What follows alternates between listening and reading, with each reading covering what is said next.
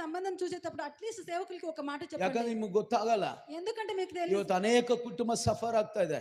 ఈ రోజుల్లో అనేక కుటుంబాలు సఫర్ ಅವ್ರ అవుతుంటాయి. ಜೊತೆ ಸೇರಿ ನಾನು ಅಳ್ತಾ ಇದ್ದೀನಿ, వాళ్ళ జೊತೆ సేరి నేను కూడా ಅವ್ರ ಜೊತೆ ఏడుస్తున్నాను. ನಾನು ದುಃಖ ಪಡುತ್ತೀನಿ. వాళ్ళ జೊತೆ నేను కూడా ಕಾರಣ దుఃఖపడుతున్నాను. కారణం ఏమంటే ಅವರ ಮಕ್ಕಳು ನನ್ನ ಮಕ್ಕಳು. కారణం ఏమంటే వాళ్ళ పిల్లలు నా ಯಾಕಂದ್ರೆ పిల్లలు. ಇವರು ನನ್ನ ಆತ್ಮೀಯ ಮಕ್ಕಳು, ఎందుకంటే మీరు నా ఆత్మీయ ಅವರು ಕೂಡ ನನ್ನ ಆತ್ಮೀಯ మీ ಮಕ್ಕಳು. పిల్లలు కూడా నా ఆత్మీయ పిల్లలు. ಅವ್ರಿಗೆ ಕಷ್ಟ ಆದ್ರೆ ನಮಗೂ ಕಷ್ಟನೇ, వాళ్ళకి కష్టం అయితే మాకు ಅವ್ರಿಗೆ కూడా ಬಾಧೆ కష్టం. ಅಂದ್ರೆ ನಮಗೂ ಬಾಧೆ, వాళ్ళకి బాధ అయితే మాకి కూడా ಅವ್ರಿಗೆ బాధ. ತೊಂದರೆ ಆದ್ರೆ ನಾವು ನಗಿಯೋದಲ್ಲ. వాళ్ళకి ఏదైనా జరిగితే మనం ಓ నవ్వేది ನನ್ನ కాదు. ಮಾತು ಕೇಳಿಲ್ಲ ಬಿತ್ತು ಬಟ್ಟು ಬಿತ್ತು ಅನ್ನೋದಲ್ಲ.